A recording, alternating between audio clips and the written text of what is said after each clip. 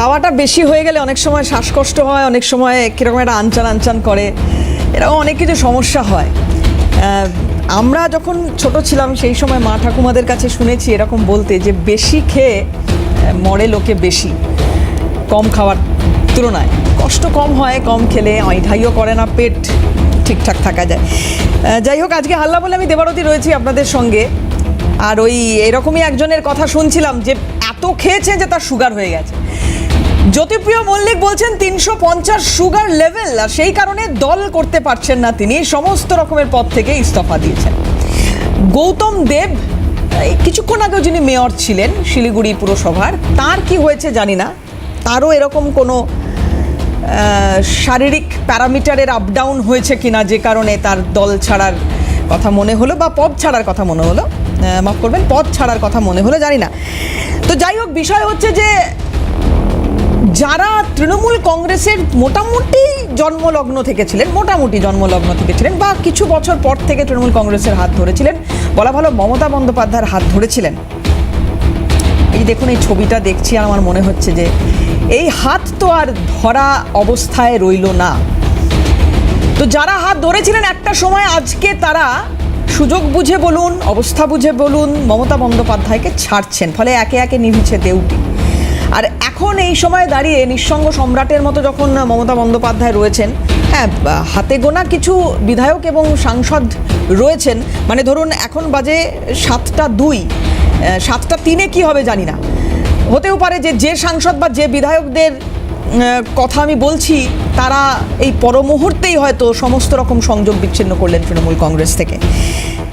নামটা শুধু বদলে যাচ্ছে, প্রতিদিন একজন করে। অরূপ বিশ্বাস, ভাবতে পারেন এই অরূপ বিশ্বাস মমতা বন্দ্যোপাধ্যায়ের এত ঘনিষ্ঠ একজন তৃণমূলের দাপুটে নেতা ছিলেন, সেই অরূপ বিশ্বাস পর্যন্ত চিঠি লিখে বলছেন বেসরকারি ব্যাংকে যে টাকা পয়সা যা আছে তৃণমূল কংগ্রেসগুলো ফ্রিজ হয়ে যাওয়াই ভালো অ্যাকাউন্ট, কারণ কে কখন টাকা হাতিয়ে নেয় বোঝা যায় না।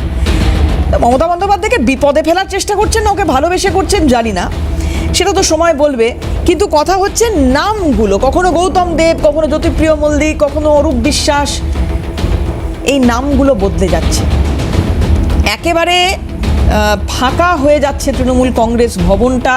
তৃণমূল নেত্রী মমতা বন্দ্যোপাধ্যায় আর তার ভাইপো অভিষেক বন্দ্যোপাধ্যায় ছাড়া তৃণমূল কংগ্রেসে আর কে থাকবে? আজকে আলোচনা শুরু করব আমার সঙ্গে যারা রয়েছেন বিশিষ্টরা, আলাপ করাই তাদের সঙ্গে। পৃথ্বীরাজ মুখোপাধ্যায় আমার সঙ্গে রয়েছেন, বিজেপি মুখপাত্র, পৃথ্বীরাজকে স্বাগত জানাই। শুভাশিস ভট্টাচার্য রয়েছেন, কংগ্রেস মুখপাত্র, শুভাশিস দাকে স্বাগত জানাই। এই পরিস্থিতিতে দাঁড়িয়ে পৃথ্বীরাজের কাছে আসবো। পৃথ্বীরাজ, খুব ইন্টারেস্টিং কিছু রিয়াকশন এখানে সজলদার কাছ থেকে আমরা পাচ্ছিলাম। সজলদা বলছেন যে আমাদেরকে কেন জিজ্ঞাসা করছেন, ওরা কি করবে এটা তো সম্পূর্ণ ওদের ব্যাপার, ওরা বুঝবেন কে কি করছেন, কে কোথায় চলে যাচ্ছেন, কেউ হয়তো রাজনৈতিক সন্ন্যাসের পথও বেছে নিচ্ছেন। কিন্তু সার্বিকভাবে তৃণমূল কংগ্রেস কি এই মানুষের পালসটা বুঝতে পারেনি যারা এত বছর ধরে রাজনীতি করছে? আমি বলছি সরকারে দলটা হয়তো 15 বছরে, কিন্তু রাজনীতিক যারা রয়েছেন এই দলটাতে তারা তো দীর্ঘ বছর ধরে রাজনীতি করছেন। মানুষের পালস কেন এরা বুঝতে পারলেন না যে এরকমটা হতে চলেছে? দিদি, একটি দল, যেই দলটা পরিচিত যে গোষ্ঠীদ্বন্দ্ব লগ্নে জন্মগ্রহণ করেছে, সেই দলটা গোষ্ঠীদ্বন্দ্ব লগ্নে, একদমই তাই। তৃণমূলের জন্ম কিভাবে? আপনি জন্মলগ্নটা দেখলেই তো আপনি বুঝতে পারবেন যে তাদের পরিচালনা শক্তি বা পরিচালনা করবে তার মনোভাবটা কীরকম কী হতে পারে। তৃণমূল তো প্রথম থেকেই একটা শর্ট রান পলিসি, মানে বিরোধিতার স্পেস তৈরি করে সরকারে এসেছিল। তাদের নির্দিষ্ট কোনো আদর্শ ছিল না, মতাদর্শ ছিল না, কিচ্ছু ছিল না। এবং সেই দলটা দিনের পর দিন ক্ষমতায় আসার পর মানুষকে গ্রাস করেছে। একটি সর্বগ্রাসী মানসিকতা নিয়ে দলকে পরিচালনা করবার জন্য দায়িত্বপ্রাপ্ত ছিলেন ওনাদের দলের নেত্রী মমতা বন্দ্যোপাধ্যায়। এবার দীর্ঘদিন ধরে তারা দলের মধ্যে লুটে পুটে খেয়েছে। আজকে আপনি যাকে নিয়ে আলোচনা করছেন, এই জ্যোতিপ্রিয় মল্লিক নামটা সবাই চেনে, গোটা পশ্চিমবঙ্গ চেনে। কেন বলুন তো? কারণ তিনি রেশন দুর্নীতি মামলায়, রেশন দুর্নীতিতে সব থেকে বড় অভিযুক্ত, এবং এই রেশন দুর্নীতির মধ্যে তার বিরুদ্ধে কয়েক হাজার কোটি টাকার অভিযোগ রয়েছে। কিছু বছর আগে আপনারাই তো দেখিয়েছিলেন সংবাদ মাধ্যমের সামনে, ভোলে বোম রাইস মিল, শিব ঠাকুর রাইস মিল, বিলাসবহুল গাড়ি। তখন মনে হয়নি যে আমি পদত্যাগ করি? তখন মনে হয়নি যখন তিনি খাদ্যমন্ত্রী ছিলেন এবং দীর্ঘদিন সমস্ত রকম জায়গায় বিভিন্ন গম কেলেঙ্কারি থেকে শুরু করে বিভিন্ন কেলেঙ্কারি করেছিলেন? আজকে কেন মনে হয়েছে? কারণ দেখছেন যে এখন বর্তমান যে সরকার এসছে পশ্চিমবঙ্গের বুকে, সেই সরকার না খাউঙ্গা না খানে দুঙ্গা পলিসি গ্রহণ করেছে এবং প্রত্যেক দিন একটা একটা করে নেতা, অলরেডি 4টে মন্ত্রী জেলে চলে গিয়েছে। উজ্জ্বল বিশ্বাস, দিলীপ মণ্ডল, সুজিত বোস, এদের মতো মানুষগুলো জেলে চলে গিয়েছে। সব্যসাচী দত্তের বিরুদ্ধে তদন্ত চলছে, সেখানে সোনা পাওয়া যাচ্ছে তাকে তদন্ত করে। তো এইরকম একটা পরিস্থিতির মধ্যে দাঁড়িয়ে আজকে জ্যোতিপ্রিয় মল্লিক, গৌতম দেবের মনে হয়েছে, গতকাল তাদের দলের নেতা কোষাধ্যক্ষ অরূপ বিশ্বাসের মনে হয়েছিল তাহলে এবার তৃণমূলের ব্যাংক অ্যাকাউন্টটা আমরা ফ্রিজ করে দিয়ে দেখাই যে আমি আর এর মধ্যে কিছুতে নেই, আমি একদম সঠিক পথ অনুসরণ করছি। এটা খুব ইন্টারেস্টিং একটা বিষয়, সেটা হচ্ছে যে অরূপ বিশ্বাস যেদিন চিঠি পাঠালেন, আর অরূপ বিশ্বাস কোষাধ্যক্ষ পদে তখন কিন্তু নেই। উনি 12ই জুন চিঠি পাঠাচ্ছেন, 16ই জুন তার প্রাপ্তি স্বীকার করছেন। আরে বাবা, উনি তো দেখে নিয়েছেন, 5ই জুন অলরেডি কোষাধ্যক্ষ বদলে দিয়েছেন। আরে উনি তো দেখে নিয়েছেন যে 5ই জুন সুভাষিস বন্দ্যোপাধ্যায়কে দায়িত্ব দেওয়া হয়েছে কোষাধ্যক্ষকে। এবার বিষয়টা হচ্ছে কি, উনি এইবারই এসকেপ রুটটা খুঁজছেন যে এইবার আমি এখান থেকে হালকা করে কেটে পড়ি। শুধু কেটে পড়ি না, আমি ব্যাংক অ্যাকাউন্টটা ফ্রিজ করে দিই। কারণ এই ফ্রিজের পেছনেও একটা বড় অঙ্ক রয়েছে, কিন্তু এই ফ্রিজের পেছনে প্রায় 2200 কোটি টাকার একটা অঙ্ক রয়েছে। এবার এই অঙ্কটা কোথা থেকে এসছে? তো মানুষেরই টাকা, যেটা গতকাল সজলদা একদম সরাসরি সংবাদ মাধ্যমের সামনে দাঁড়িয়ে বলেছে। এই টাকাটা এখন তারা ফ্রিজ করে রাখতে চাইছে যে কাউকে নিতেও দেবো না, আমি নিজেও খাবো না, আর আমি হালকা করে সরে যাই, তাহলে আমার দিকেও আঁচটা আসবে না। কিন্তু এইটুকু নিশ্চিত থাকুন দেবারতীদি, সরকার বদলেছে, পলিসিও বদলাবে। যদি এই সব্যসাচী দত্ত, সুজিত বোস, উজ্জ্বল বিশ্বাস, দিলীপ মণ্ডলরা জেলে যায়, এরাও কিন্তু পার পাবে না।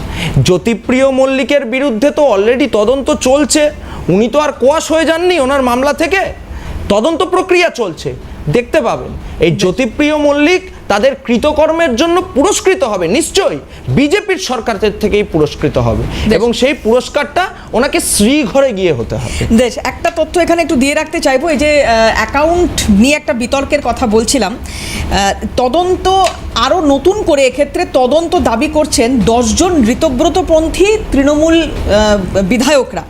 বিধাননগর সাইবার ক্রাইমে অভিযোগ দায়ের হয়েছে, 3টি ব্যাংক অ্যাকাউন্ট সন্দেহজনক বলে একটা অভিযোগ সামনে আসছে এবং এক্ষেত্রে তদন্তের আর্জি সেই কারণে এরা জানাচ্ছেন। মানে এটার মধ্যেও আবার তদন্ত চাইছেন ওনারা, কারণ 3টে ব্যাংক অ্যাকাউন্ট নিয়ে ওনাদের সন্দেহজনক মনে হচ্ছে, সেটা নিয়ে একটা আলাদা তদন্তের দাবি করছেন, কারণ এই 3টে অ্যাকাউন্টে বেআইনি টাকা ঢুকতে পারে। এবার বাকি টাকা তারই বা কী উৎস, বা এই যে 3টে অ্যাকাউন্ট আলাদা করে বলা হচ্ছে তার কি উৎস, কোথা থেকে টাকা ঢুকলো, কিসের টাকা, সেগুলো ডেফিনেটলি তদন্ত সাপেক্ষ। যদি এক্ষেত্রে এই তদন্ত প্রক্রিয়া চলে তাহলে হয়তো আরেকটা নতুন কোনো রহস্য তার সমাধান হবে।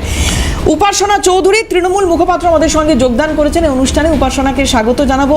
উপাসনা, এই একের পর এক তৃণমূলের যারা একেবারে শুরুর দিকের নেতা, মমতা বন্দ্যোপাধ্যায়ের হাত যারা শক্ত করে ধরেছিলেন এতদিন, আজকে তারা একে একে সরে যাচ্ছেন।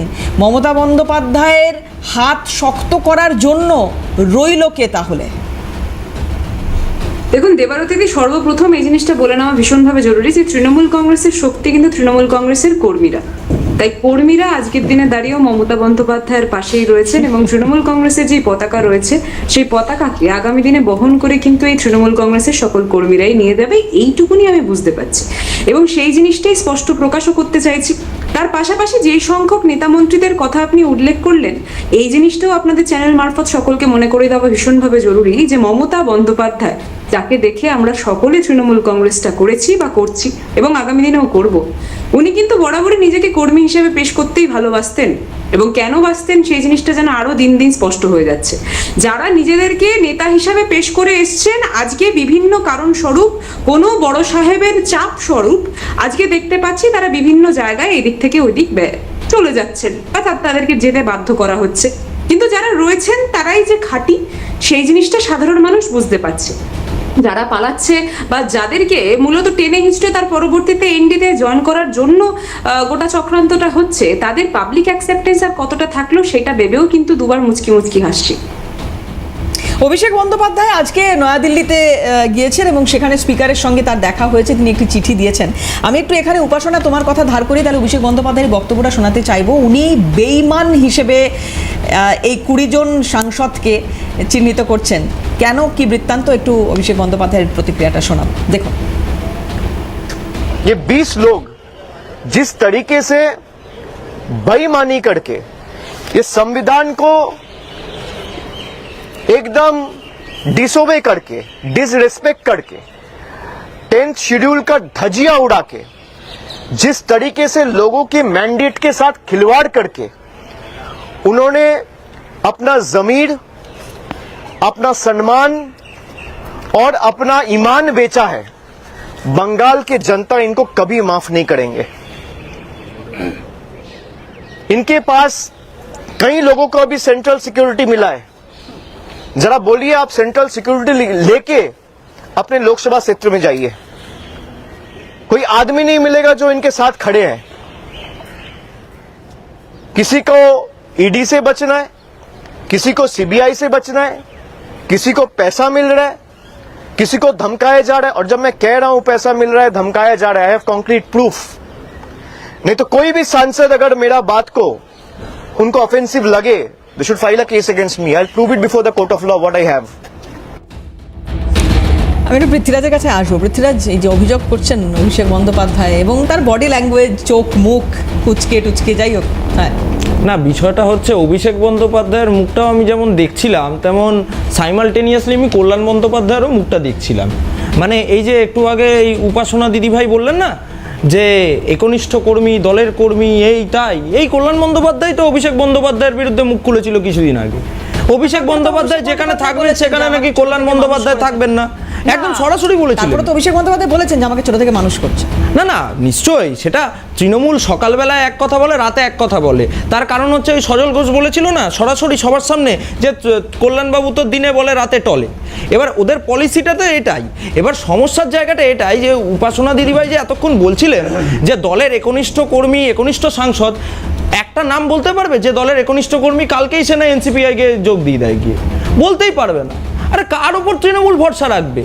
তৃণমূল দলটা চলে গেছে, শুধু চলে যায়নি। একটা কথা জিজ্ঞাসা করি আমি, এই যে কর্মী দিয়ে ডেফিনেটলি দলের জন্য তো কর্মীরা জীবন দেবেন, প্রাণ দেবেন, সেসব প্রচুর ইতিহাস আছে। আরে দিয়েছেন তো, কাকলি ঘোষ তো তার প্রাণ দিয়ে দিয়েছিলেন, সায়নী ঘোষ জীবন দিয়ে দিয়েছিলেন। বলছি যে কর্মী যেমন দরকার আছে উপাসনা, নেতা নেত্রীরও তো দরকার আছে। পথটা কে দেখাবে?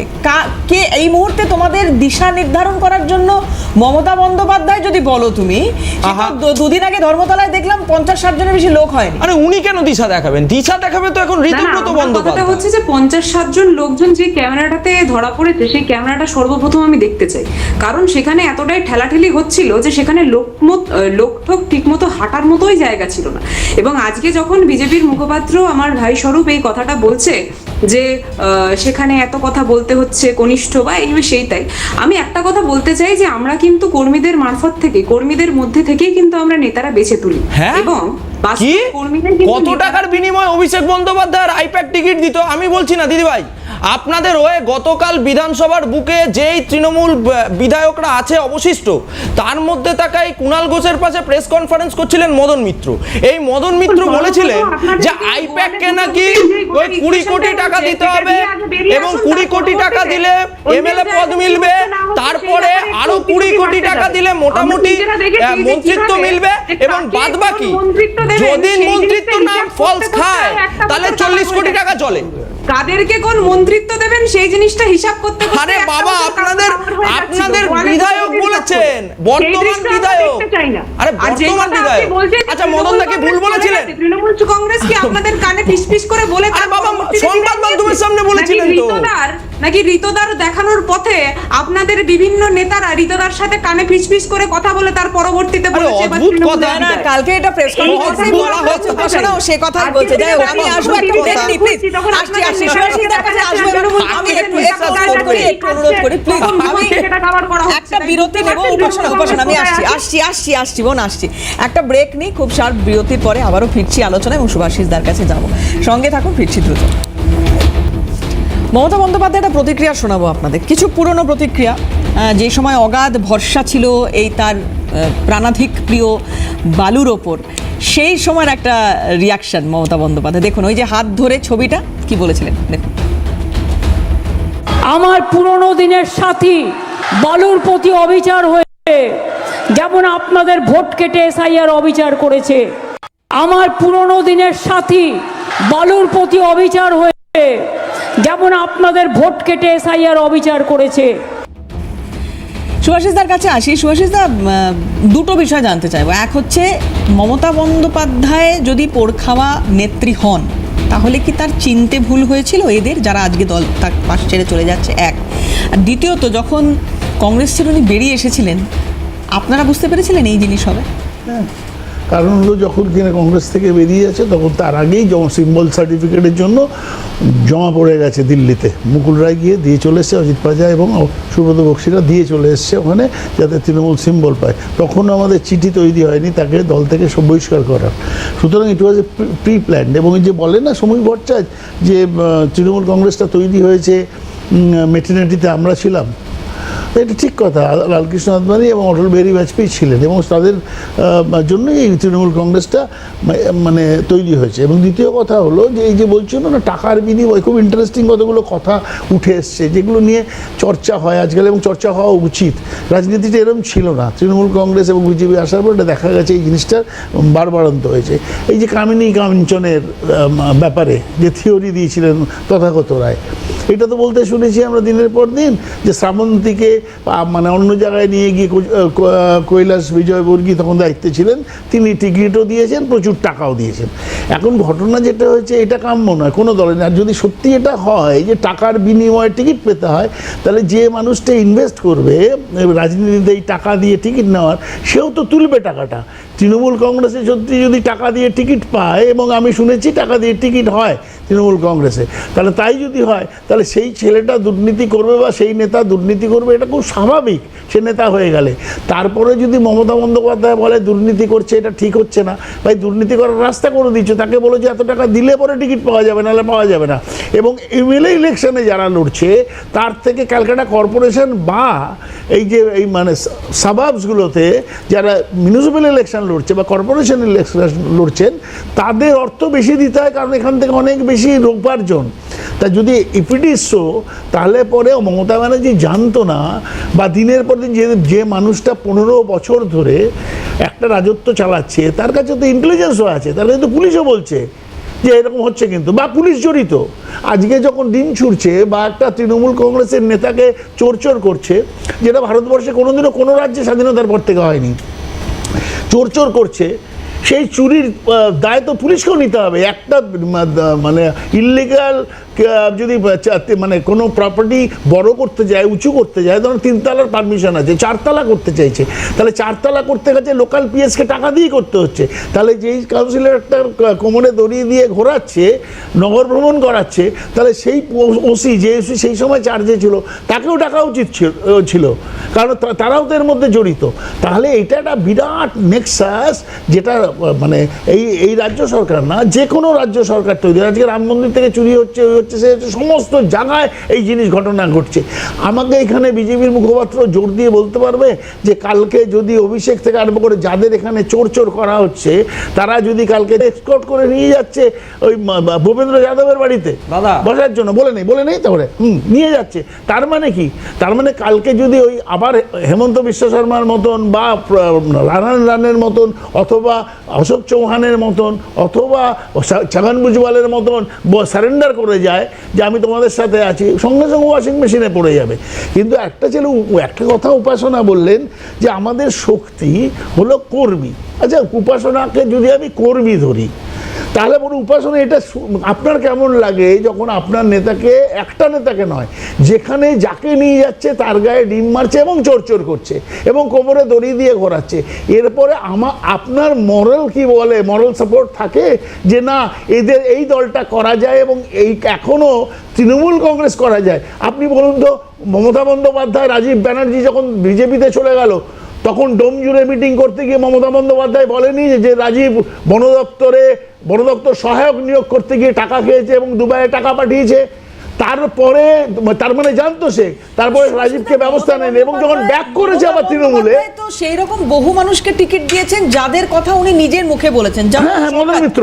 যেমন সরকারে তুই বোম বাঁধি, সেটা বলার পরে প্রশাসনিক বৈঠক থেকে কি করে ওনাকে টিকিট দিয়েছে, তার মানে সে সন্ত্রাসী জানে, সে গন্ডগোল করে জানে। এবং মদন মিত্রকে বলে যে আগে যদি জানতাম মদন মিত্র 7,000 টাকা গেছে তাহলে ওকে আমরা টিকিট দিতাম না, কিন্তু আলটিমেটলি মমতা বন্দ্যোপাধ্যায় মদন মিত্রকে টিকিট দিয়েছে।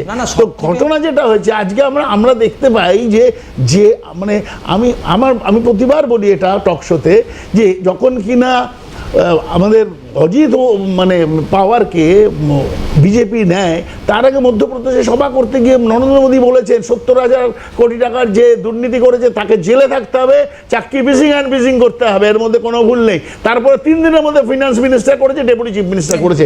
তাহলে এই দুটো দলের মধ্যে তফাৎ কোথায়? উপাসনাকে শুধু এইটাই প্রশ্ন করবে। উপাসনা, আমার মনে হয় আপনার মতন মানুষ সবসময় একটা ভালো দলে থাকুন, যে দলটা আপনার কাছে অনেক বেশি আদর্শ বিক্রি করতে পারবে, ধান্দা নয়। এই তৃণমূল কংগ্রেস হওয়ার পর থেকে না আদর্শ বিক্রি করেনি, ধান্দা বিক্রি করেছে। আমি বলছি না আদর্শ নীতি আদর্শ তৃণমূল কংগ্রেসের অ্যাজ কোনো কিছু থাকলে পরে এই দৃশ্য দেখতে হতো না। উপাসনার কাছে যে তৃণমূলের কোন আদর্শ তোমাকে আকৃষ্ট করেছে তৃণমূলের প্রতি, আমি সেটাতে আসবো, কিন্তু তার আগে একটুখানি পৃথ্বীরাজের কাছে যাই। না দিদি, আমি কথাগুলো শুনলাম সুভাষিস দার, কিন্তু আমার কথা শুনে মনে হলো সুভাষিস দার হয়তো হিট উইকেট করে ফেলেছে। তার কারণ সুভাষিস দার যেই তৃণমূল যেই বিজেপিকে নিয়ে আক্রমণ করলো, এই তৃণমূলেরই মেকলিগঞ্জ পুরসভার চেয়ারম্যানকে তারা দলে বরণ করে নিয়েছে। 4 মে রেজাল্ট বেরিয়েছে, তারপরেই সুভাষিস দার চলে আসো এবং তার সাথে 5টা কাউন্সিলরকে নিয়ে নিয়েছে। অজিত পাওয়ার না কেউ, সেখানে কোনো অসুবিধা নেই, কাউন্সিলর তো কোনো অসুবিধা হয়নি। সুভাষিস দার অজিত পাওয়ার, অশোক চৌহান নয়, এরা হেমন্ত বিশ্ব শর্মা নয়। বুঝেছি দাদা, বুঝেছি। কিন্তু বিষয়টা কি, এবার বিষয়টা কি, দেখুন এই যে লোকসভার বুকে মানে রাজনৈতিক অভিমুখ, ভারতবর্ষের রাজনৈতিক অভিমুখ কি হবে, সংসদীয় রাজনীতি কি হবে, তার একটা নির্দিষ্ট নীতি রয়েছে। কিন্তু বিষয়টা এখানে এটাই যে আজকে যেই তৃণমূল নেতাদের নিয়ে কথা হচ্ছে, এই তৃণমূল নেতাদের তো মানুষ কোনোদিন ক্ষমা করবে না। কারণ যেই তৃণমূল নেতারা দীর্ঘদিন ধরে মানুষের ওপর অত্যাচার চালিয়েছে, মানুষ তাদেরকে ছেড়ে দেবে আজকে। তাই জন্য আমি তো বারবার বলে আসছি যে এরা দীর্ঘদিন মানি থেরাপি নিয়ে অভ্যস্ত ছিল। কোনো কাউন্সিলর বাড়ি এলাকায় কোনো প্রমোটিং হচ্ছে, সেখানে চলে যাবে পয়সা তুলতে। এলাকায় কোনো দিন পুকুর ভরাটে পয়সা তুলতে চলে যাবে, কেউ বাড়ির ছাদ ঢালাই দিচ্ছে, সেখানে পয়সা তুলতে চলে যাবে। তো এই মানি থেরাপির জন্যই এরা ওই নিউটনের 3য় সূত্রের মতো ডিম থেরাপি পাচ্ছে, এটা তো পরিষ্কার। এবার সব থেকে বড় কথা এইখানে, এই যে একটু আগে সুভাষিস একটা কথা বলছিলেন, ওই কথাটা আমার খুব ভালো লেগেছে। সেটা হচ্ছে প্রশাসনকেও তৃণমূল ব্যবহার করেছে। এই যে শান্তনু সিনহা বিশ্বাস যিনি গ্রেপ্তার হয়েছেন, কিসের জন্য গ্রেপ্তার হয়েছেন? ল্যান্ড গ্র্যাবিং এর জন্য, জমি দখল করেছে। ঠিক এইরকমই বারাবণী থানার যিনি ওসি মনোরঞ্জন হালদার সামথিং নাম, তাকেও তো পুলিশ গ্রেপ্তার করেছে। তিনি কি করতেন শুনুন, তিনি কি করতেন, কত মানে কি সাধু, কি মহান ব্যক্তি। এই ব্যক্তি মাফিয়া এবং পুলিশের মধ্যে লিঙ্ক করতেন এবং তার জন্য তিনি প্রোটেকশন মানি নিতেন। এটা ইডি দাবি করেছে দিদি ভাই, আমরা কেউ বলছি না। তো ভাবুন এই সুন্দর সুন্দর ব্যক্তিদেরকে বসিয়েছিলেন কে? আপনি বলুন, শান্তনু সিনহা বিশ্বাস, মনোরঞ্জন হালদার, এদের নিয়ে কোনো রকমের ইনপুট ছিল না মমতা বন্দ্যোপাধ্যায়ের কাছে। তিনি তো পুলিশ মন্ত্রী ছিলেন দিনান্তে। তাহলে সব থেকে বড় ক্রিমিনাল হিসেবে এখানে কাকে ট্রিট করব? এটা ধরে নিতে হয়, আমি আসি সুভাষিস দা, তাহলে তো এটা ধরে নিতে কাকে ট্রিট করব? আমি একটু উপাসনার কাছে আসি, আমি আদর্শের বিষয়টা পরে আসি, আমি আসবো সুভাষিস দা। যে মমতা বন্দ্যোপাধ্যায় প্রশাসন কি দুর্নীতি করছে সেটাও ওনার কাছে খবর আসতো না, দল কি দুর্নীতি করছে না, উনি খবর আসবে কি করে? তাই কি উপাসনা এইভাবে 25-75 ভাগাভাগি ছিল তো। একটু শুনে হ্যাঁ, আমি তো স্টুডিওতে নেই, তাই জন্য একটু আলাদা করে বলবো। না বলো।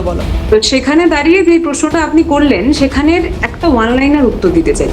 আমার কথাটা হচ্ছে যে এই যে কোমরে দড়ি বেঁধে তার পরবর্তীতে ঘোরানো হচ্ছে, বা এই যে ডিম ছোড়া হচ্ছে, ডিম থেরাপির কথা বুক চিতিয়ে বিজেপি মুখপাত্র এত সুন্দরভাবে বললেন।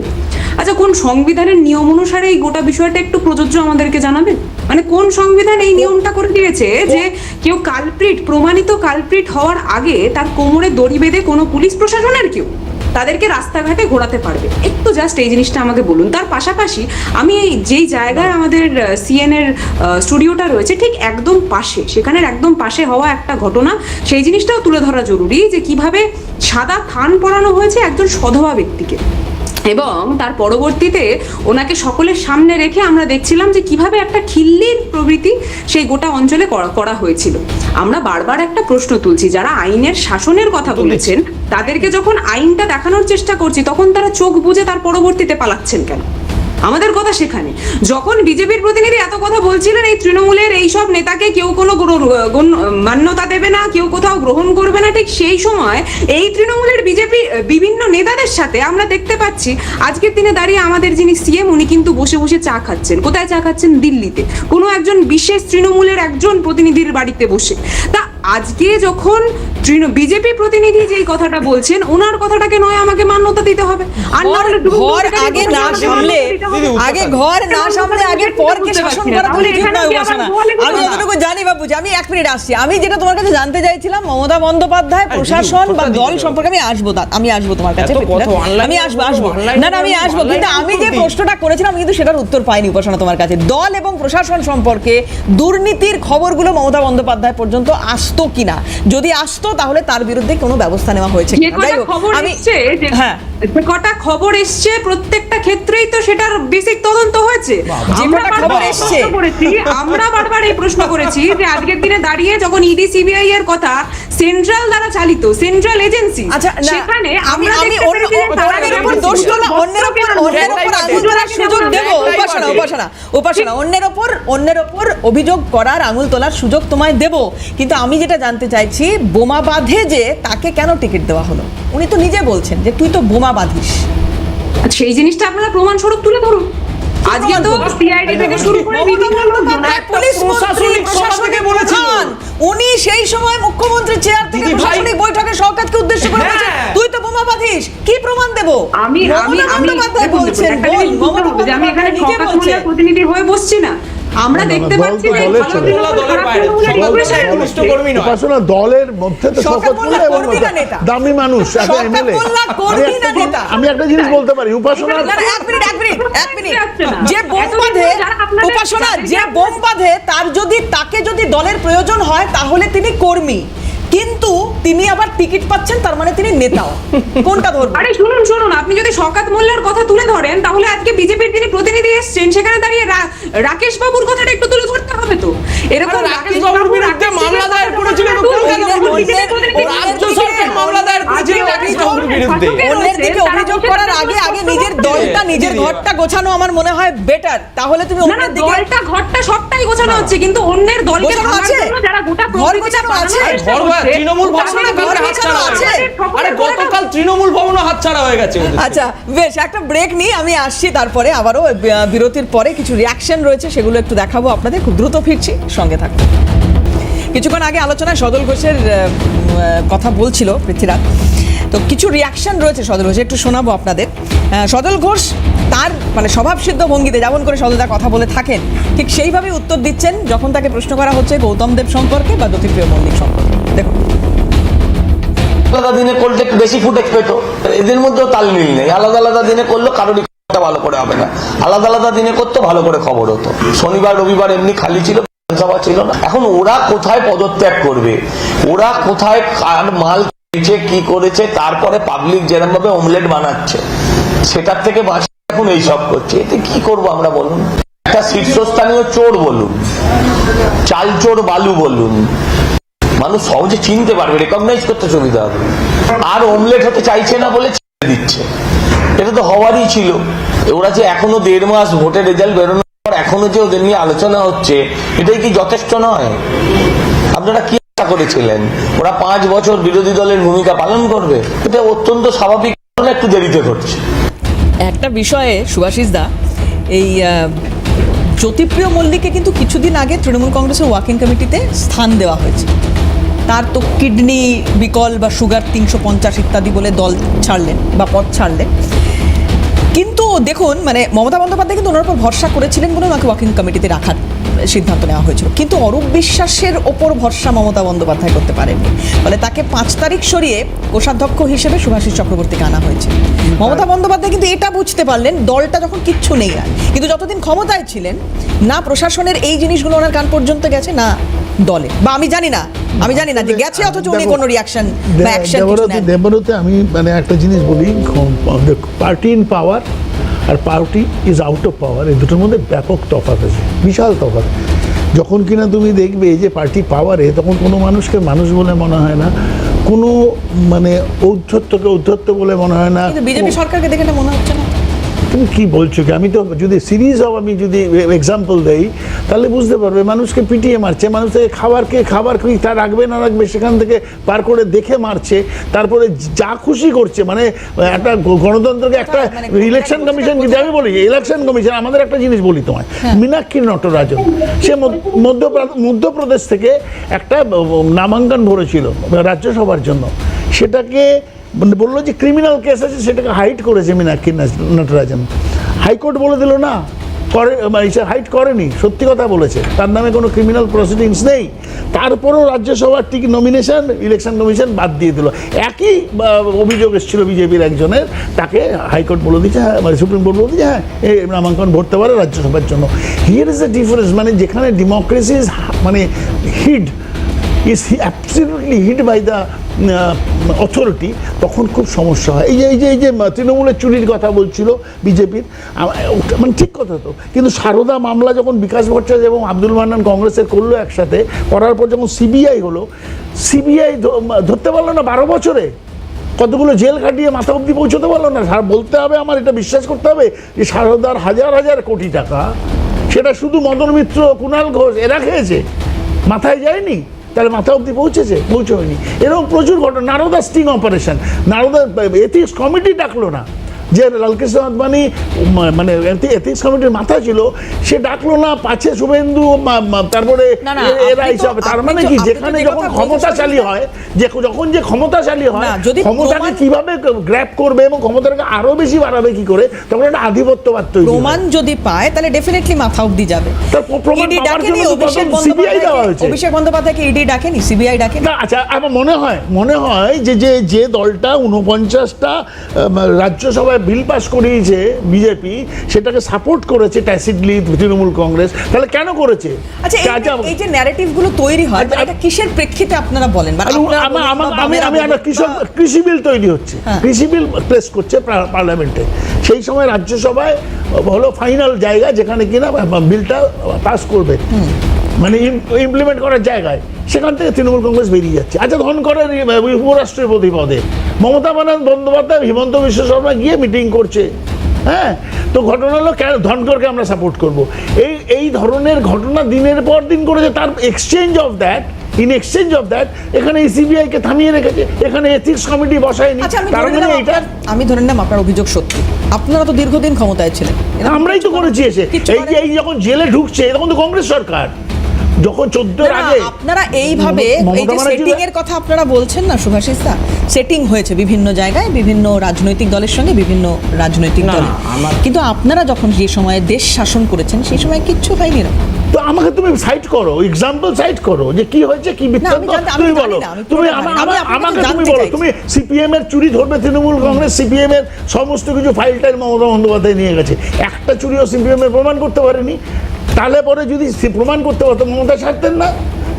তার মানে শুধু মানে ন্যারেটিভ তৈরি করার জন্য কাউকে চোর বা ডাকাত বানানো ঠিক না। কিন্তু এইটা প্রমাণিত সত্য যে সারদার টাকা মানে যে দল খরচা করেছে, শুধু এটা নয়, উপেন বিশ্বাস বলছে নিয়োগের টাকা, সারদার টাকা সবের মধ্যে গেছে হলো তৃণমূলের কাছে। তাহলে সিবিআই হওয়ার পর, ইডি হওয়ার পর কি কাজ করেছে এরা কি কাজ করে? আমি পৃথ্বীরাজের কাছে আসবো, এটার উত্তর নেব, কিন্তু তার আগে আরেকটা খবর একটু আমার দর্শকদের দিয়ে রাখতে চাইবো। আপনারা জানেন যদিও যে মহামান্য কলকাতা হাইকোর্টের একটি পর্যবেক্ষণ সামনে এসেছে, যেখানে বলা হয়েছে যে 21শে জুলাই আর রাস্তা আটকে সভা করা যাবে না। 2018 সালে একটি মামলা হয়েছিল এটা নিয়ে, এবং সেই সময় যে পর্যবেক্ষণ মহামান্য কলকাতা হাইকোর্টের সামনে আসে সেটাকে একেবারে মানা হয়নি। আদালত অবমাননাকে সামনে রেখে এই মর্মে নোটিশ পাঠানো হয়েছে মমতা বন্দ্যোপাধ্যায় এবং অভিষেক বন্দ্যোপাধ্যায়কে। এবার আমার এটা প্রশ্ন উপাসনার কাছে, যে এইটা হওয়াতে কি তোমরা খানিকটা বেঁচে গেলে, মানে স্বস্তির নিঃশ্বাস ফেললে? কারণ লোক তো ভরানো যেত না হয়তো এবার। 21শে জুলাই যদি করতেও হতো বা করতেও পারো তোমরা, তো যে ছবিটা আমি একটু ফুল স্ক্রিন দেখাতে চাইবো, যে ছবিটা আমরা ব্রিগেড প্যারেড গ্রাউন্ডে দেখেছি বা অন্যান্যবার 21শে জুলাইয়ের ধর্মতলায় দেখেছি, যে মাথা গোনা যাচ্ছে না, সেই এলাহি ডিম ভাতের আয়োজন, সেটা কি এবার করতে পারতে? একটুখানি তো স্বস্তি হলো বোধহয় নাকি এই পর্যবেক্ষণটা সামনে আসায়? এত মানুষ তো আর পেতে না। দেবারতীদি, সর্বপ্রথম একটা প্রশ্ন দিয়ে আমি শুরু করতে চাই, সেটা হচ্ছে যে তুলসী মঞ্চে কি তুমি ঠিকভাবে জলটা দাও? কারণ তুলসী মঞ্চে যদি ঠিকভাবে তুমি জলটা না দাও তাহলে কিন্তু বিজেপির যিনি প্রতিনিধি আছে উনি এক্ষুনি তোমাকে বলতে শুরু করে দেবে যে পাকিস্তানে চলে যাও। যাই হোক, যখন ডিম ভাতের কথা বলছো, আপনি 21শে জুলাই এর কথা বলছেন, আমি সেই জায়গাটাকে কেন্দ্র করে বলতে চাই যে যখন কোনো দল শাসকে থাকে তখন একরকম গোটা প্রকৃতি চলে, এবং যখন বিরোধীতে থাকে আমরা দেখতে পাচ্ছি যে গতকাল যখন 3 ঘন্টার নোটিশে মমতা বন্দ্যোপাধ্যায় মাঠে নামেন হকারদের জন্য, তাদের পাশে দাঁড়ানোর জন্য, সেই 3 ঘন্টার নোটিশে যত সংখ্যক ভিড় হয়েছিল সেটা, আর সেটা একদমই 50 জন নয়, যে সংখ্যাটা হয়তো বিভিন্ন যারা গদি মিডিয়া রয়েছে তাদের টেলিস্কোপে বা তাদের ক্যামেরাতে উঠে এসছে, সেই সংখ্যাটা কিন্তু বাস্তব চিত্র নয়। যারা সেখানে গেছে আমরা তো সেই ধাক্কাধাক্কির মধ্যে ছিলাম, এবং ধাক্কাধাক্কি এই কথাটা এই জন্যই উল্লেখ করছি। তোমাদের কি হিসেব, কত মানুষ ছিল? ছিল একটা বড় সংখ্যক মানুষ ছিল, আমি ওখানে বসে বসে ক্যালকুলেট করছিলাম না বা নাম ঠাক লিখে তার পরবর্তীতে হিসাবটাও রাখিনি, তাই আমি বলতে পারবো না, কিন্তু 3 ঘন্টা নেই বলে যত সংখ্যক ভিড় হয়েছে প্রত্যেকবার সেখানে 21শে জুলাইয়ের একটা হিসেব আসে সামনে, প্রত্যেকবার 21শে জুলাইয়ের একটা হিসেব তো আসে উপাসনা, 21শে জুলাইয়ের তো হিসেব আসে, কিন্তু সেই ভিড় 10 লাখ লোক, এটা বলে নিলাম, এবং 15 লাখ লোক 21শে জুলাইয়ে যে শিয়ালদা হাওড়ায় উপচে পড়া ভিড়, এই ছবিগুলো তো আসে উপাসনা। 21শে জুলাইয়ের র্যালিতে তার তো হিসেব হয়, এবার হিসেব করলে না, এবার তো আরো তোমাদের পরখ করে নেওয়ার সময় ছিল, এবার হিসেব করলে না। ক্ষমতায় থেকে 21শে জুলাইয়ের হিসেব করলে, আর ক্ষমতায় নেই যখন তখন ধর্মতলায় মমতা বন্দ্যোপাধ্যায়ের সঙ্গে আছে, সেই হিসেব করলে না। দৃশ্যটা উঠে এসেছিল, সেই উপাসনা মানুষের পালস বুঝতে পারতে, পালস বুঝতে পারতে মমতা বন্দ্যোপাধ্যায়। আমি বারবার বলছি যে তৃণমূল কংগ্রেস বিরোধীতে থাকা সত্ত্বেও এই 21শে জুলাই যদি মমতা বন্দ্যোপাধ্যায় সেই রাজপথে দাঁড়িয়ে থাকেন শুধুমাত্র মমতা বন্দ্যোপাধ্যায়ের 2 ঘন্টার নোটিশে 21শে জুলাইয়ের জন্য, সেই গোটা জনপথ কিন্তু বন্ধ করে দিতে বাধ্য হবে আজকের দিনে দাঁড়িয়ে পুলিশ প্রশাসন। এবার সেই জায়গাটা থেকে ভয় পাচ্ছে বলেই আমরা আগের দিন দেখতে পারলাম যে যখন এত সংখ্যক ভিড় মমতা বন্দ্যোপাধ্যায়ের ডাকে উপস্থিত হলো, সেই দিন সন্ধ্যে 7টার সময় মমতা বন্দ্যোপাধ্যায়ের 3টে পিওসকে কোনো আগাম নোটিশ ছাড়াই সরিয়ে নেওয়া হলো। এরকম একটার পর একটা দৃশ্য দেখতে পাচ্ছি। গতকাল দেখতে পারলাম যে কিভাবে মমতা বন্দ্যোপাধ্যায়ের বোনের মেয়ের বাড়িতে সিআইডি পাঠানো হলো, কোন বিষয়ের ভিত্তিতে এখনো কোনো বিষয়টাই মিডিয়া চ্যানেল বা আমাদের কারোর কাছেই স্পষ্ট নয়। মূলত চক্রান্ত হচ্ছে এটাই যে যারা আজকে কণ্ঠ ছেড়ে মমতা বন্দ্যোপাধ্যায়ের পাশে দাঁড়াচ্ছে এবং আজকে যারা সরকারে রয়েছে, শাসনে রয়েছে, একটার পর একটা যখন এই রেপের ঘটনা ঘটছে, যখন ইভিএম পুড়ে যাচ্ছে, এইসব ঘটনা আমরা তুলে ধরার চেষ্টা করছি, এই মুখটা তো বন্ধ করতে হবে, তখন ভয় দেখাতে হবে, তখন বিভিন্ন ন্যারেটিভ ছড়াতে হবে, তখন ফেক অ্যালিগেশনস দিতে হবে, সেই দৃশ্যটাই তারা করছে, সেই দৃশ্যটাই দেখানোর চেষ্টা করছে। কিন্তু এইগুলোকে অনেকটা পিছনে ফেলে যারা কর্মীরা রয়েছে, কর্মীরা মমতা বন্দ্যোপাধ্যায়ের পাশেই আছে, এবং আগামী দিনে 21শে জুলাই যখন হবে তখন আপনি বুঝতে পারবেন যে মমতা বন্দ্যোপাধ্যায়ের কোনো মঞ্চ বা অন্য কিছুর আলাদা করে দরকার পড়ে না। দিদিমণি সেখানে যদি রাস্তায় দাঁড়ান, সেখানে যত লাইন শুরু হবে। অমিতাভ বচ্চনের ডায়লগ দারুণ লাগলো। একটা ব্রেক নেব খুব দ্রুত, বিরতির পরে আবারও ফিরছি আলোচনায়, সঙ্গে থাকুন। ফিরলাম বিরতির পরে, খুব সংক্ষিপ্ত সময় পাবো এই পর্বে। যাই হোক, আমি পৃথ্বীরাজের কাছে আসি, অনেক কিছু বলার ছিল সেই সময় বোধহয়। পৃথ্বীরাজ বলো। না, আমার অনেক কিছু বলার ছিল না। আমি এই তৃণমূল কংগ্রেসের হয়ে যিনি বর্তমান সময়ে দাঁড়িয়ে এখনও মানে মৃত তৃণমূলের হয়েও যিনি ব্যাটিংটা করছেন, ওনার কয়েকটা কথার উত্তর দেওয়ার ছিল। উনি এত নীতি নৈতিকতার কথা বলছিলেন, এই সংবিধান টংবিধান। আচ্ছা, মমতা বন্দ্যোপাধ্যায় কিংবা তৎকালীন রাজ্য সরকারের বিরুদ্ধে কতগুলো আদালত অবমাননার অভিযোগ ছিল বলুন তো? আচ্ছা, আজকে এত কথা তুলছেন, রেপ টেপ, এত সমস্যা যেগুলো ঢাকা হচ্ছে। আচ্ছা, পশ্চিমবঙ্গে কতগুলো রেপ কেস পেন্ডিং ছিল বলুন তো দীর্ঘ 15 বছরে? প্রায় 48,000-এর ওপর রেপ কেস পেন্ডিং ছিল। তখন ওদের মনে হয়নি। আচ্ছা দিদি ভাই, আপনার সময় আপনাকে ডিস্টার্ব করিনি, কাইন্ডলি আমার সময় আমায় বলতে দিন। এবার বিষয়টা হচ্ছে কি, এই যে এখন দল ভাঙা, দল বিরোধিতা, সাংসদ চলে যাচ্ছে, বিধায়ক চলে যাচ্ছে, এটা নিয়ে ওদের এত গায়ে লাগছে। যখন পাবলিক অ্যাকাউন্টস কমিটির চেয়ারম্যান করবার পরে মুকুল রায়কে দলে সাদর আমন্ত্রণ জানাইছিল অভিষেক বন্দ্যোপাধ্যায়কে পাশে বসিয়ে, তখন ওদের মনে ছিল না এই কথাগুলো? যখন কৃষ্ণ কল্যাণী, বিশ্বজিৎ দাস এদেরকে নিয়ে গেছিল, মুকুটমণি অধিকারীকে নিয়ে গেছিল, তখন এদের এত কথা মনে ছিল না? আজকে খুব গায়ে লাগছে কেন? আজকে সরকার থেকে চলে গেছে, আবার সেই মমতা বন্দ্যোপাধ্যায়ের বিরোধিতার স্পেস তৈরি করতে হবে। শুনুন, 21শে জুলাই এতক্ষণ আলোচনা হচ্ছিল তো, 21শে জুলাইটা কার? অফিসিয়ালি 21শে জুলাইয়ের ইতিহাস কি সেটা তো ওনাকে জানতে হবে। সেটা তো অবশ্যই, সেটা তো হাইজ্যাক করে নিয়ে চলে এলো মমতা ব্যানার্জি। আমাদের এবার সমস্যাটা হচ্ছে 21শে জুলাই যে গুলি চালালো, এক সেকেন্ড একটু উপাসনা, একটু বলি, 21শে জুলাই যে গুলি চালিয়েছিল সেই তো মঞ্চে বসে থাকে। সেই তো মমতা ব্যানার্জির মঞ্চে বসে থাকে। তো এইটুকুই আপনাকে বলতে পারি, সংখ্যাটা হকার উচ্ছেদ বা যাই নিয়ে এখন মমতা বন্দ্যোপাধ্যায় আন্দোলনে নামুক, এইটুকু আপনাকে বলতে পারি যে 21শে জুলাই মমতা বন্দ্যোপাধ্যায় ওই গানটাই আবার গাইবে, আমার যাওয়ার সময় হলো দাও বিদায়। তার কারণ এখন তো আর কোনো উপায় নেই। হকার উচ্ছেদের কথা যখন আমি আসবো হকার উচ্ছেদের কথা যখন হলো, একটা ইম্পর্টেন্ট কথা, কারণ হকাররা অত্যন্ত মানে একটা এমন একটা পার্টিনেন্ট মানে মানে মানে একটা বিষয় ব্যবসার মধ্যে জড়িত, আমাদের সাথে, আমাদের সমাজের সাথে খুব জড়িত, এবং কিন্তু তাদের রুজি রুটিতে ধাক্কা খাক আমরা চাই না। আচ্ছা, 2014 সালে নরেন্দ্র মোদী একটা আইন করে, vendor, street vendor Hawking act না, এই ধরনের কিছু নাম দিয়ে করে, এবং তাদের বলে যে কোনো সময় ইভিকশন করা যাবে না, এবং তাদের কোনো অবস্থাতেই রুজি রুটিতে ধাক্কা দেওয়া না, যাবে তা না। বলে এবার ঘটনা যেটা হয়েছে, চলাচল করার ফুটপাত তো হকারের বসার জায়গা নয়। সুভাষিস দা, সুভাষিস দা, আমাদের না না দিদি, তোমার কাছে আসবো, সুযোগ দেবো, সুযোগ আমি আসবো, সেটা হচ্ছে হলো নিশ্চিতভাবে ফুটপাত হকারদের ছেড়ে দেওয়া উচিত, কিন্তু এটাও ঠিক পুনর্বাসন তাদের দেওয়া উচিত। কারণ হলো আমরা দেখেছি বামফ্রন্টের সময় ফুটপাত থেকে সরিয়ে দিয়ে তারা গালিব স্ট্রিটে একটা জায়গা করে দিয়েছিল। এখন ব্যাপার যেটা হয়েছে সেটা হলো এত মানুষ জড়িত, 7,500 স্টেশন আছে, তাতে সবাই ওখানে ব্যবসা করে মোটামুটি রুজি রুটি চালায়, এবং নরেন্দ্র মোদীও শোনা যায় যে ওইরকম একটা চায়ের দোকান করে একটা স্টেশনের উপর তিনি সংসার চালাতেন, তিনি যা বলেন আর কি। এখন ঘটনার তাহলে পরে তার বোঝা উচিত ছিল, তার ব্যথা পাওয়া উচিত ছিল, সেই জন্য সে আইন করেছিল, তাহলে সেই আইনকে ভঙ্গ করছে কেন আজকে, কেন এই হকারদের পেটে লাথি মারছে? না, আমি সুভাষিস বাবুর কথাটাতেই বলছি, আমাদের রাজ্যের মুখ্যমন্ত্রী, বর্তমান মুখ্যমন্ত্রী শুভেন্দু অধিকারী সরাসরি বলে দিয়েছেন যে ধর্মতলার বুকে, আমি সাপোজ ধরে নিলাম ধর্মতলার বুকে আপনি দেখতে পাবেন ফুটপাতে প্রচুর হকার বসে থাকে, মানুষের চলাচলে সমস্যা হয়। তো যেখানে মানুষের চলাচলের অধিকার রয়েছে, 7 দিন যোগব্যায়াম চলছে রেড রোডে, রেড রোডে মানে যোগব্যায়াম চলবে, আর সেটা সমস্যা হয় না। আমি বলে দিই, এবার বিষয়টা যেটা হলো, শুভেন্দু অধিকারী সরাসরি বললেন যে এইখানে আমার হকারকে বসাবারও কোনো অধিকার নেই, কারণ পশ্চিমবঙ্গের মানুষ আমায় ভোট দিয়ে নির্বাচিত করেছে। কিন্তু এখানে একটা কিন্তু রয়েছে, যেই সমস্ত হকারদের মনে হচ্ছে যে রুজি রুটিতে লাথি পড়ছে বা রুজি রুটিতে সমস্যা হচ্ছে, তাদের জন্য গভর্নমেন্ট ভ্যাকেট ল্যান্ড দেখে সেইখানে তাদের পুনর্বাসনের ব্যবস্থা করে দেবে, এটাও রাজ্যের মুখ্যমন্ত্রী জানিয়েছে। কিন্তু আমি তোমায় বলি, বিজেপি এই যে শুভেন্দু অধিকারী যখন তৃণমূলে ছিল তখন যখন হকার উচ্ছেদ করে যখন বলেছিল এরা হকার উচ্ছেদ করা যাবে না, আরে আজকে সেই শুভেন্দু অধিকারী ন্যালি বদলে গেছে। আরে বাবা, এটা তো তৃণমূলের সরকার নয় যে হকার বসিয়ে হকারের থেকে তোলা তুলবো, এটা তৃণমূলের সরকার নয় যে হকার কেউ বসাবো তোলাটাও তুলবো। আমরা না খাবো না খানের লোকের পলিসিতে সরকার চালাতে এসেছি, আমরা তোলার টাকা তুলতে আসিনি, আমরা সিন্ডিকেট করতে আসিনি, আমরা চাঁদাবাজি করতে আসিনি। প্লিজ প্লিজ আমি আসবো বোন। এই যে সুশান্ত ঘোষ, যাকে অ্যারেস্ট করা হলো, 108 নম্বর ওয়ার্ডের কাউন্সিলর, পালি বেড়াচ্ছিলেন, যাই হোক, ওনার বিরুদ্ধে যে অভিযোগটাই ছিল এটা যে হকারদের কাছ থেকে তোলা তুলেছেন, মানে এই যে অঙ্কটা, এই অঙ্কটা আপনি তো একটা অভিযোগ বলছে, এই ব্যবসা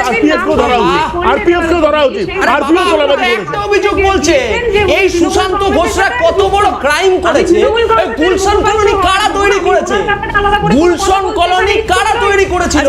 আমি উপাসনার কথা বুঝতে পারছি না, একটু শুনে নিতে হবে, তারা ভালো বলতে পারবে। উপাসনা আমি বুঝতে পারলাম না, প্লিজ আরেকবার একটু বলো কি বললে। আমি বলছি যে আপনি যার কথাটা উল্লেখ করলেন উনি কিন্তু আগেই হাত তুলে বলে দিয়েছেন যে উনি তৃণমূল কংগ্রেসের সাথে যুক্ত না। উনি being representative of Trinamool Congress, আমি এই ব্যাপারে স্বাভাবিকভাবে আলাদা করে বক্তব্য আমি একদম তোমাকে সমর্থন করলাম, আমি একদম সমর্থন করছি তোমাকে উপাসনা, যে তৃণমূল কংগ্রেস উনি এখন আর করেন না, যখন করতেন তখনকার কথা বললাম না, যখন করতেন আমি তখনকার কথাকে কেন্দ্র করেই বলছি যে আজকে যদি চলে গেছে, এখন তো সুশান্ত ঘোষকে বহিষ্কার করে দিয়েছে, তার বিরুদ্ধে পদক্ষেপ নেওয়া হোক।